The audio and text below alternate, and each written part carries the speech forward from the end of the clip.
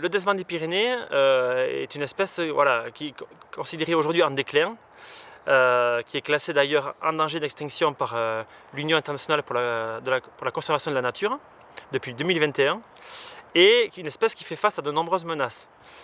Tout d'abord des menaces directes, donc des prédations. D'après les dernières autopsies qu'on a pu réaliser sur les desmans, on se rend compte qu'il y a une part non négligeable de prédation par des petits carnivores. Donc là on pense au vison d'Amérique, qui est une espèce exotique, éventuellement aussi la loutre, mais qui elle est une espèce naturellement présente. Mais il y a également la menace des chats et des chiens errants la nuit aux abords des cours d'eau.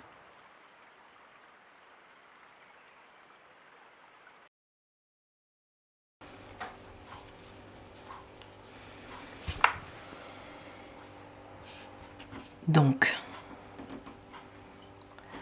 en fait, on regarde essentiellement la canine, mais là, effectivement, on est sur des toutes petites dents pointues, donc qui correspondent à un animal qui a moins d'1 an. Là, je le palpe pour voir si je sens des fractures. Là, j'ai une fracture des vertèbres ici. C'est la tête, en fait, qui n'est plus du tout attachée à la colonne vertébrale. Là aussi, j'ai une fracture vertébrale. Voilà, donc on a déjà plusieurs fractures. Et là, en fait, je ne sais pas si vous voyez, mais là, par exemple, j'ai une perforation.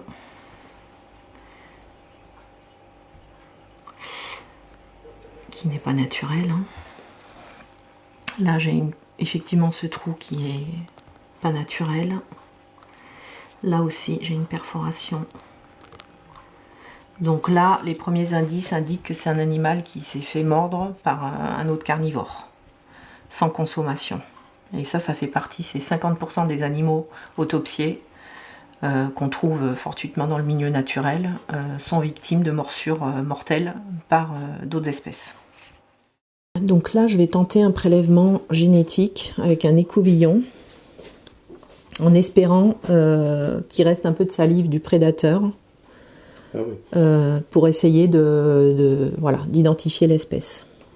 Souvent les morsures en fait elles sont plus faciles à voir une fois qu'on dépèce l'animal en fait. Parce que là dans la fourrure c'est assez compliqué, mais une fois qu'on dépèce on voit les traces beaucoup plus facilement.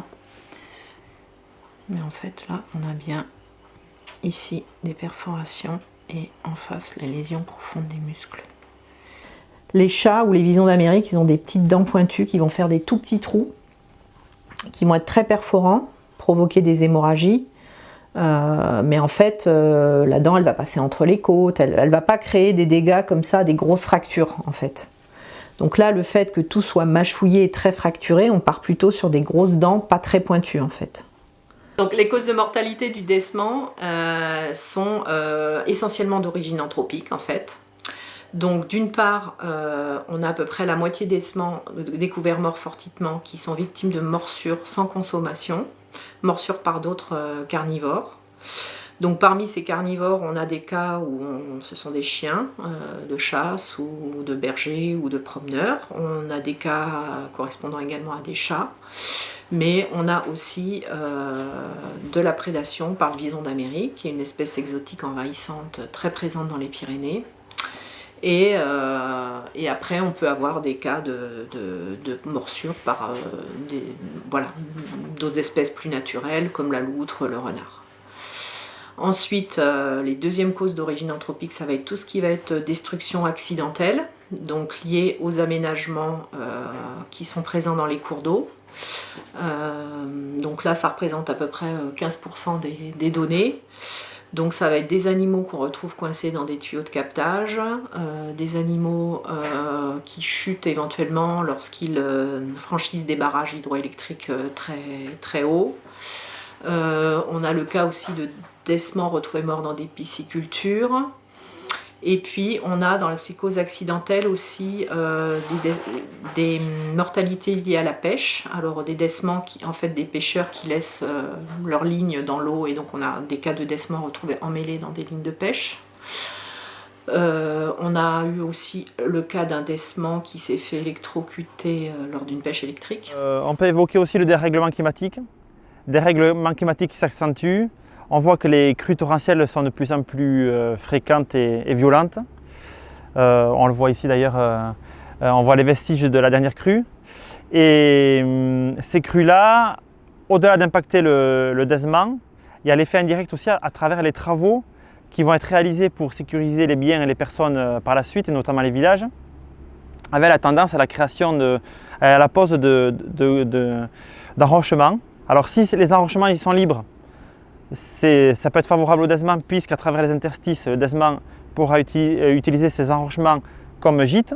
Par contre, si les enrochements sont liaisonnés et avec du béton, là c'est un vrai problème, puisque ça rend l'ouvrage étanche, hermétique et impropre au desman, et donc là on a une vraie perte d'habitat.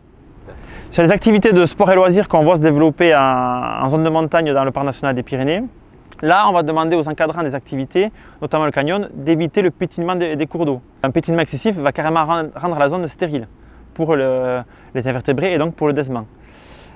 On voit aussi des activités émergentes qui se développent, notamment le ruisseling, qui est en fait une randonnée aquatique qui peut être ou pas encadrée, avec là aussi un pétillement excessif des cours d'eau et un impact indirect sur le desman. Donc là, c'est autant d'activités qu'on va essayer d'encadrer avec soit des guides de bonne pratique, soit un accompagnement des socioprofessionnels qui encadrent ces activités.